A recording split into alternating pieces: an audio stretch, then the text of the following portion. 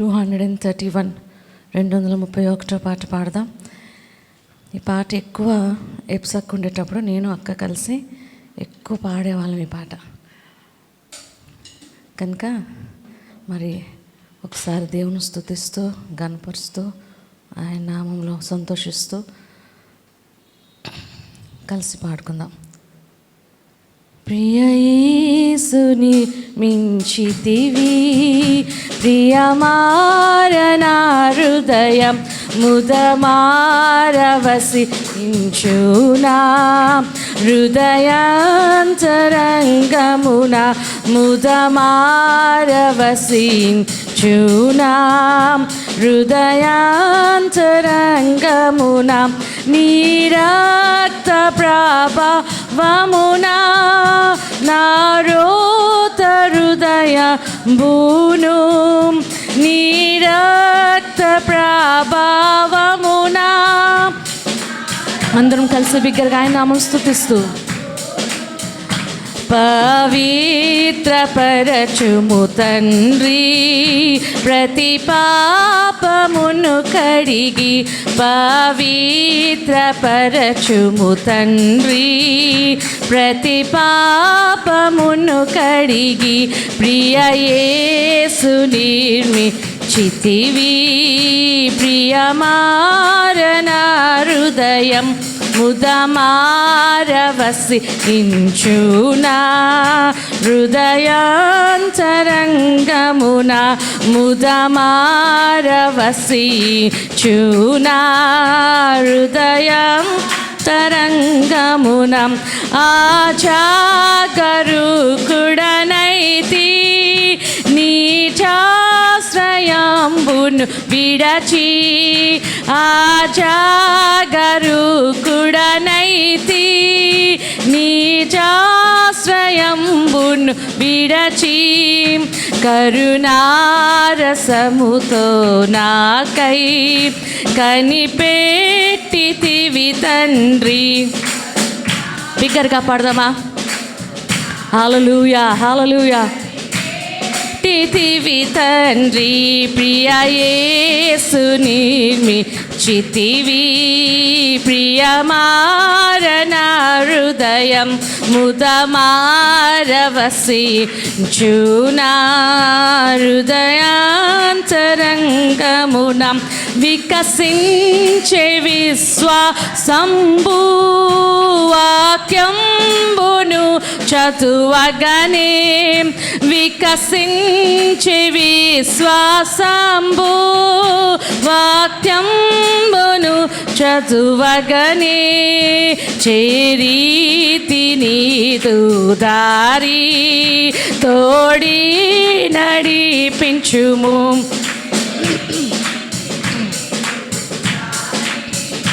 తోడి నడిపించుము, ప్రియ యేసు నిర్మించితి. హల్లెలూయా హల్లెలూయా.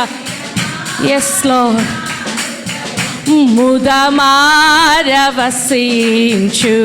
గ్లోరీ గ్లోరీ హల్లెలూయా, ముదమారవసించునా,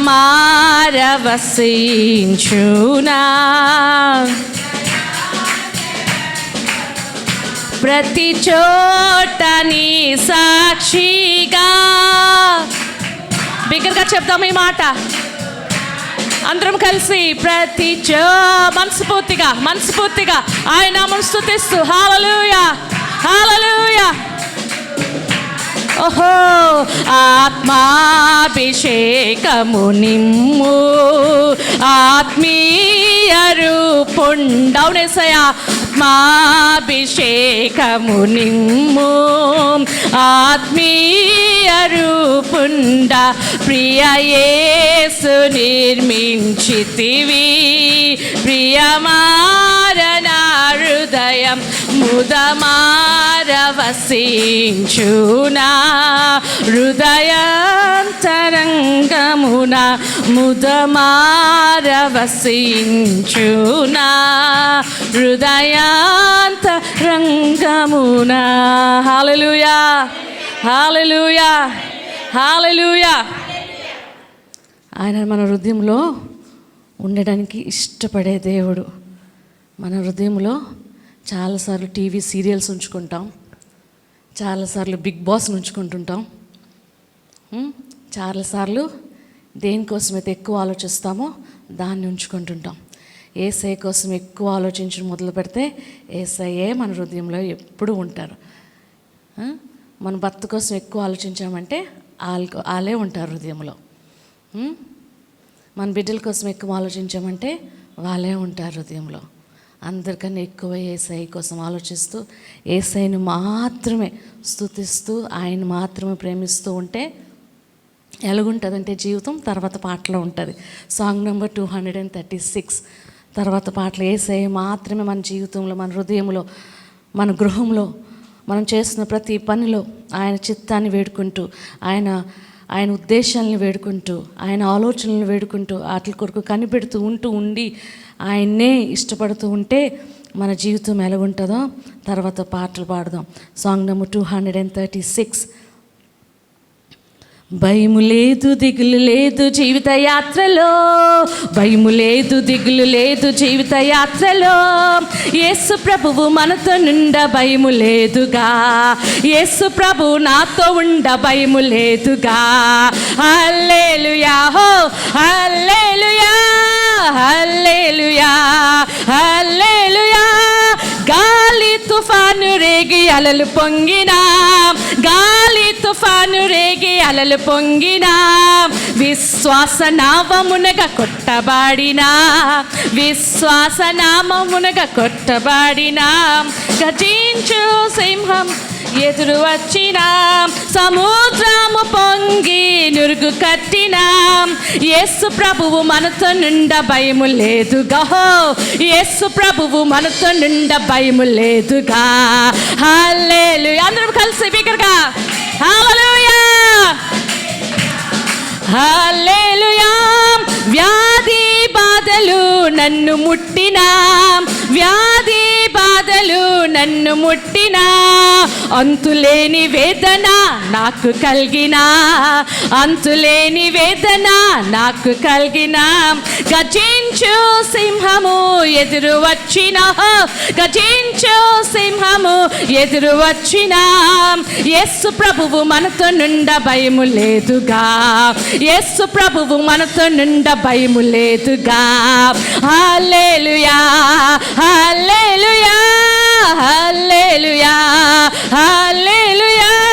శత్రువును చూచి భయముందకు, శత్రువును చూచి భయముందకు, నీతో కూడా వచ్చువాడు నీ బిగ్గరగా, నీతో కూడా వచ్చువాడు నీ దేవుడే, నిన్ను విడువడు ఎడబాయడు, నన్ను విడువడు ఎడబాయడు, యేసు ప్రభువు మనతో నుండ భయము లేదుగా, యేసు ప్రభువు నాతో నుండ భయము లేదుగా.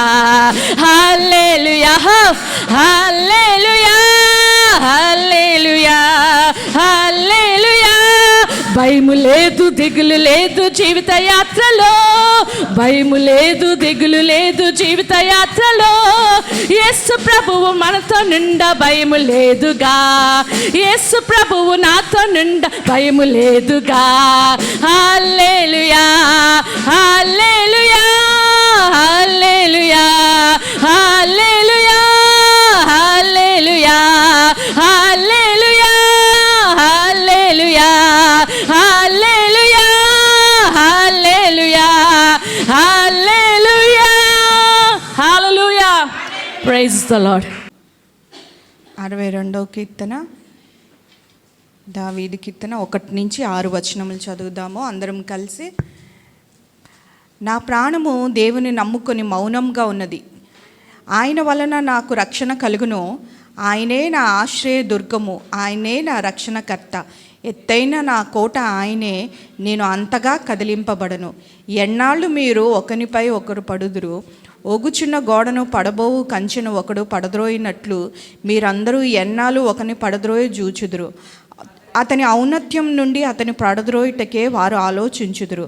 అబద్ధం ఆడుట వారికి సంతోషము, వారు తమ నోటితో శుభవచనములు పలుకుచు అంతరంగములో దూషించుదురు.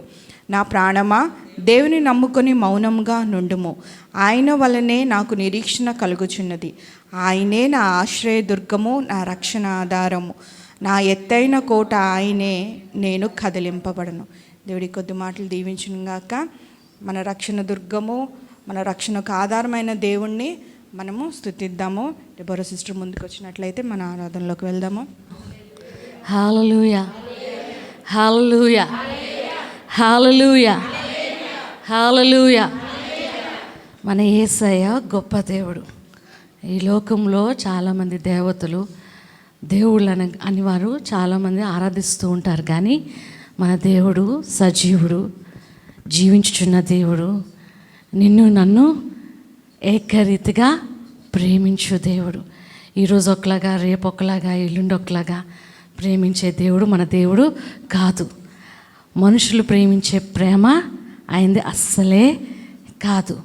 ఆయన నిత్యము మనల్ని ఆయన ఇటర్నల్ దైవ ప్రేమతో, కల్వరి ప్రేమతో మనల్ని ప్రేమించే దేవుడు.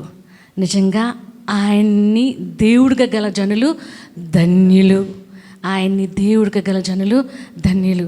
నేను అనుకుంటుంటాను ఒక్కొక్కసారి, నేను ఒకవేళ క్రైస్తవురాల్ని కాకపోతే దేవుణ్ణి సేవించే కుటుంబంలో నేను పుట్టి ఉండకపోతే నా పరిస్థితి ఎలాగున్నో, నేను ఎక్కడున్నో, చిన్న సమస్య రాగానే ఎంతో భయపడిపోతూ ఉండేదాన్నేమో. కానీ యేసయ్యని కలిగి ఉండడం వల్ల ఆ సమస్యలో నుంచి కూడా గొప్ప జయము, ఆ సమస్యలో నుంచి కూడా అది తట్టుకొని దాన్ని జయించడానికి దేవుడు శక్తిని, బలాన్ని దేవుడే ఇస్తాడు. మళ్ళీ ఇంకెక్కడి నుంచో మనం తెచ్చుకో అవసరం లేదు అప్పు. దేవుడే ఆ శక్తిని, ఆ బలాన్ని, ఆ ధైర్యాన్ని. లేదంటే అంధకారంలో వెళ్ళడానికి ఎవరికి ధైర్యం ఉంటుంది? అంధకారంలో ప్రయాణించడానికి ఎవరికి ధైర్యం ఉంటుంది? మనం అంధకారంలో నుంచి వెళ్తున్నప్పుడు కూడా దేవుడు తోడుగా ఉంటాడు. మగ్దలేని మరియా దేవుణ్ణి మోసుకొచ్చేయడానికి వెళ్ళిపోయిందట సమాధికి. దేవుణ్ణి ఎలా మోసుకొచ్చేయగలదు ఎవరైనా? ఒక స్త్రీ ఊహించండి, ఒక డెడ్ బాడీని లేదా ఒక శవాన్ని ఎలా మోసుకుని వచ్చేయగలదు? ఒక్క స్త్రీ ఎలా మోసుకుని వచ్చి, అది పాసిబులేనా? అది అవుతుందా అసలు? ఎలా మోసుకొచ్చింది? ఆ ధైర్యం ఆమెకి ఎక్కడి నుంచి వచ్చింది? ఆ బలం ఎక్కడి నుంచి వచ్చింది ఆమెకి? మనం ఒక గ్యాస్ సిలిండర్ ఎక్కడి నుంచి ఎత్తి మనం కనెక్షన్ ఇచ్చుకోగలమా? ఇచ్చుకోలేము. గ్యాస్ సిలిండర్లో ఆగేలాగే తిప్పి కనెక్షన్ ఇస్తాం. అలాంటిది ఒక వ్యక్తిని మనం ఎలా మోసుకుని వచ్చేయగలం? ఊహించడానికే ఆమె కోసం ఆలోచిస్తుంటే, అంటే ఆ ప్రేమ ఏం చేసిందంటే మోసిగలన గుండె ధైర్యాన్ని ఇచ్చేసింది. కావాలంటే మోసేస్తే ఆ పరిస్థితి కానీ వచ్చి నిజంగా మోసిస్తున్నామో ఆమె కదా. అలాంటి ధైర్యాన్ని దేవుడే ఇచ్చేస్తుంటాడు, ఆ మనసుని దేవుడే ఇచ్చేస్తుంటాడు. తర్వాత తల్లి అయిన మరియా, యేసుక్రీస్తు తల్లి అయిన మరియా, ఆమె కన్యకగా ఉండేటప్పుడు ఎలా గర్భవతి అయిపోయింది? ఆమె కోసం ఆమె ఆలోచించుకోలేదా? ఆమెని జనులు ఎలాగా ద్వేషిస్తారో, అవమానిస్తారో అనుకోలేదా? ఏమనుకోలేదా? ముందు నుంచే ఆమె భక్తిగల స్త్రీ. ఆమె కోసం చూస్తుంటే ఆమె దేవుని స్తుతిస్తూ ఉండేది, ఆమె దేవుని ఆరాధిస్తూ ఉండేది. అలాంటి ప్యూర్ లేడీ ఆమె కదా. ఆమె శరీరమే కాదు, కన్య కంటే శరీరమే కాదు, ఆమె మనస్సు కూడా స్వచ్ఛమైనది, ప్యూర్ హార్ట్ మాట. దేవుడు అందుకే ఆమెని వాడుకున్నాడు. మన హృదయం కూడా ప్యూర్గా ఉంటే, క్లీన్గా ఉంటే మన ఆరాధన అప్పుడు దేవుని వైపు వెళ్ళిపోతుంది. మన హృదయంలో ఏదో పెట్టుకొని ఆరాధిస్తే మన ఆరాధన వెళ్ళదు. ఎలాంటి పరిస్థితుల్లోనైనా యేసయ్యని మోసిగలం అనుకుంటాం, కానీ ఆ పరిస్థితులు ఎదురయ్యేటప్పుడు ఫెయిల్ అయిపోతుంటాం. క్రైస్తత్వంలో నిలబడలేకపోతుంటాం. క్రీస్తుని లోకముకు చూపించలేకపోతూ ఉంటాం. మన బిడ్డలకు చూపించలేకపోతూ ఉంటాం. మన భర్తలకు చూపించలేకపోతూ ఉంటాం. ఫెయిల్ అయిపోతూ ఉంటాం. చిన్న విషయాల్లో కోపం వచ్చేస్తుంటుంది, ఇంట్లో చిన్న విషయాల్లో చిరాకు వచ్చేస్తుంటుంది. అదే మాట నవ్వుతూ చెప్పండి, అదంతా వారిపోతూ ఉంటుంది. ఇల్లంతా దేవుని ప్రేమతో నిండిపోతుంటుంది. చిరునవ్వుతో ఏదైనా చెబితే దేవుని ప్రేమతో గృహం అంతా దేవుని సన్నిధితో నిండిపోతూ ఉంటుంది. దేవుని మనసు, ఆ ప్యూర్నెస్ మనకుందనుకోండి. ఇప్పుడు నువ్వు ఎలాగ ఆరాధించినా, బిగ్గరగా ఆరాధించినా, మెల్లగా ఆరాధించినా ఆ ఆరాధన దేవునికి వెళ్ళిపోతుంది, లేదా ఇక్కడే ఉండిపోతుంది.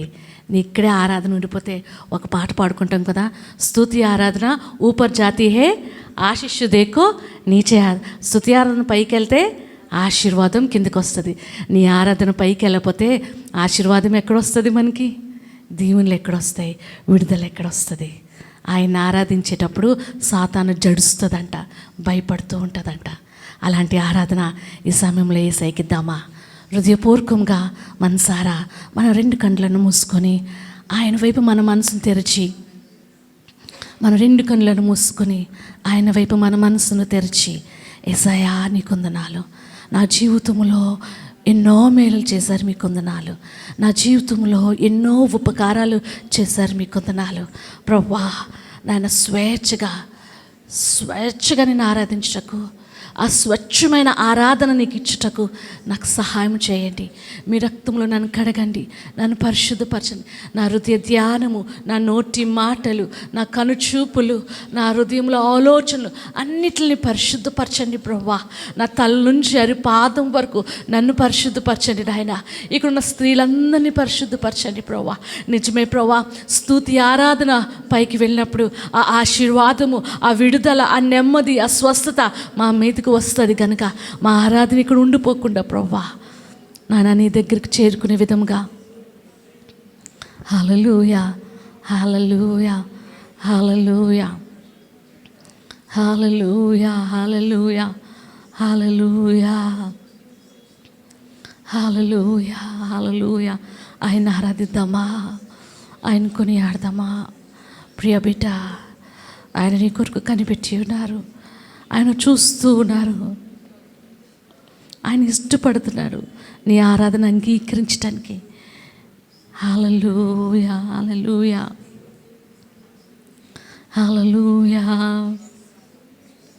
తోడు నీవే, నా నీడా నీవే, నిత్యం నా తోడు నిలిందే చెలిమి నీవే. తోడు నీవే, నా నీడా నీవే, నిత్యం నా తోడు ఉండే చెలిమి నీవే. నీ కొరకే జీవింతును నేను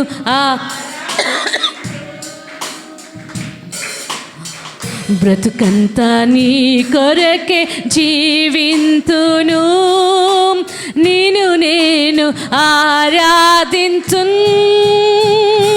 నీవే నా ప్రాణం. అందరం కలిసి చెప్దామా బిగ్గరగా? యేసయ్యా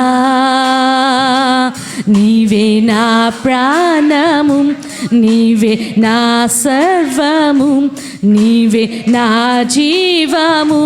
యేసయ్యా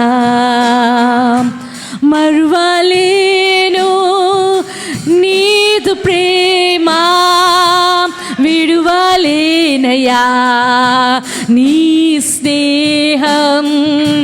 మరువలేను నీదు ప్రేమ, విడువలేనయా నీ స్నేహం. నీవే నా అందరం కలిసి నీవే నా జీవము యేసయ్యా, నీవే నా ప్రాణము, నీవే నా సర్వము, నీవే నా జీవము యేసయ్యా. మార్గం నీవే, నా సత్యం నీవే, జీవించుటకు ఆధారం నీ. మరొకసారి చెప్దామా? మార్గం, సత్యం, జీవం, జీవించుటకు ఆధారం నీవే. అపాయము రాకుండా కాపాడు వాడవు, నేను ఆరాధింతున్. అపాయము రాకుండా కాపాడు వాడవు, నేను ఆరాధింతున్. నీ నీవే నా ప్రాణము, నీవే నా జీవము యేసయ్యా. నీవే నా ప్రాణము, నీవే నా నీవే నా ప్రాణము, నీవే నా సర్వము, నీవే నా జీవము యేసయ్యా. మరువలేను నీదు ప్రేమ, విడువలేనయ్యా నీ స్నేహం. మరువలేను నీదు ప్రేమ, విడువలేనయ్యా నీ స్నేహం. మరువలేను నీదు ప్రేమ, విడువలేనయ్యా నీ స్నేహం. మరువలేను నీదు ప్రేమ, విడువలేనయ్యా నీ స్నేహం. మరువలేను నీదు ప్రేమ, విడువలేనయ్యా నీ స్నేహం. నీవే నా ప్రాణము, నీవే నా సర్వము, నీవే నా జీవము యేసయ్యా. నీవే నా, బిగ్గరగా చెప్తామా? హల్లెలూయా యేసయ్యా. హల్లెలూయా హల్లెలూయా హల్లెలూయా హల్లెలూయా. మరణ ఛాయలో ఉన్న మనలను పైకి లేవనెత్తే దేవుడిని కలిగి ఉన్నాం. మనలను బలపరిచే దేవుడను నలిగిన బ్రతుకులో కురిసిన ఆయన కృపను ఒకసారి కొనియాడదామా? కొండలలో, లోయలలో, అడవులలో, ఎడారులో ఆయన మనల్ని గమనిస్తూ ఉన్నాడంట. కొండలలో, లోయలలో, అడవులలో, ఎడారులు అంటే ఇప్పుడు ఎక్కడుంటున్నారు, ఎవరుంటున్నారు, ఎవరు నివసిస్తున్నారు అని నువ్వు అనుకుండొచ్చు. కానీ కొండలాంటి పరిస్థితి వచ్చినప్పుడు, నువ్వు దాటి వెళ్ళలేను అని పరిస్థితులు వచ్చినప్పుడు, లోయలో నేను మునిగిపోతానేమో అని పరిస్థితులు వచ్చినప్పుడు, అడవులలో నేను తప్పాడిపోతానేమో అని పరిస్థితులు ఎదురైనప్పుడు ఈ యేసయ్య నిన్ను గమనిస్తున్నాడు ప్రియ సహోదరి. ఆయన నిన్ను నడిపించడానికి ఇష్టపడుతున్నాడు ప్రియ సహోదరి. హల్లెలూయా హల్లెలూయా హల్లెలూయా.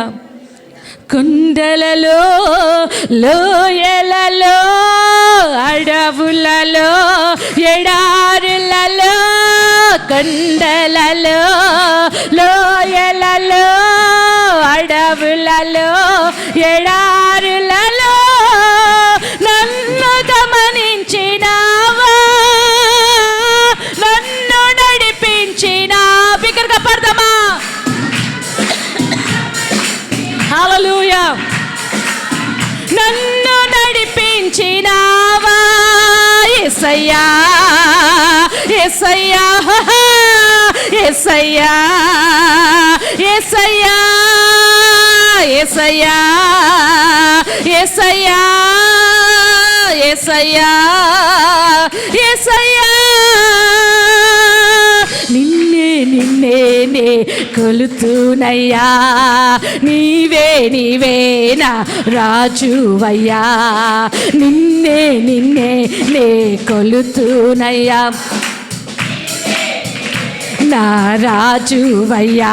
యేసయ్యా, యేసయ్యా, యేసయ్యా.